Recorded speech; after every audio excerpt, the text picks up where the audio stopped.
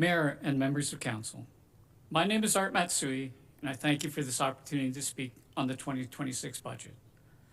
I'm a married senior on a fixed income, and we own and live in our home in the historic community of Ramsey in Ward 9.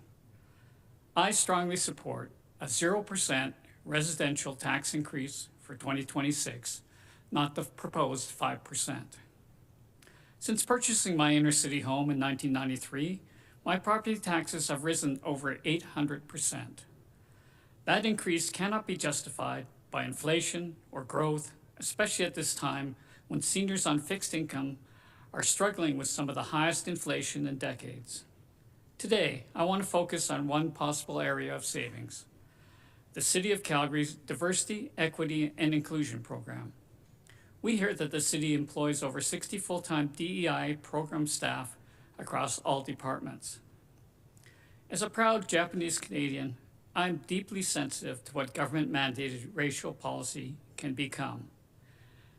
And if anyone understands legislated racism, it is Japanese Canadians. This is the historic notice that I brought with me. This is not ancient history. This is 1942, issued by the British Columbia Security Commission.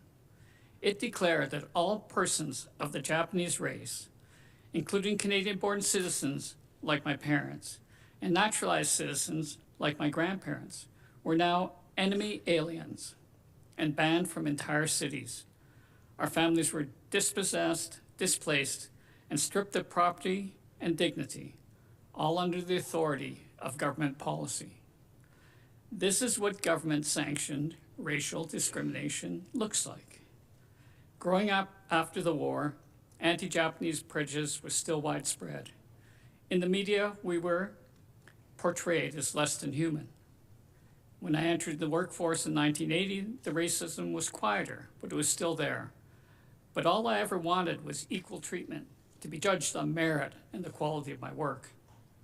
This is why I am deeply concerned when modern policies, even if well-intentioned, begin to divide people by race and treat them differently based on group identity.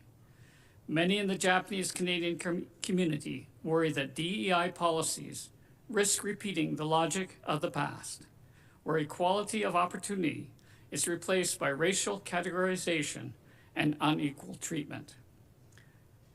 In my view, merit must never be replaced by equity quotas in government hiring, in education, or anywhere. Which brings me back to today's budget hearing. A city-run DEI bureaucracy of roughly 60 staff comes with real financial costs and, in my opinion, real risks. When hiring is guided by criteria other than merit, productivity suffers. When the entire workplace is built around identity-based policy, taxpayers pay the bill. The total cost of the DEI apparatus likely reaches into tens of millions of dollars, and it deserves close, serious scrutiny.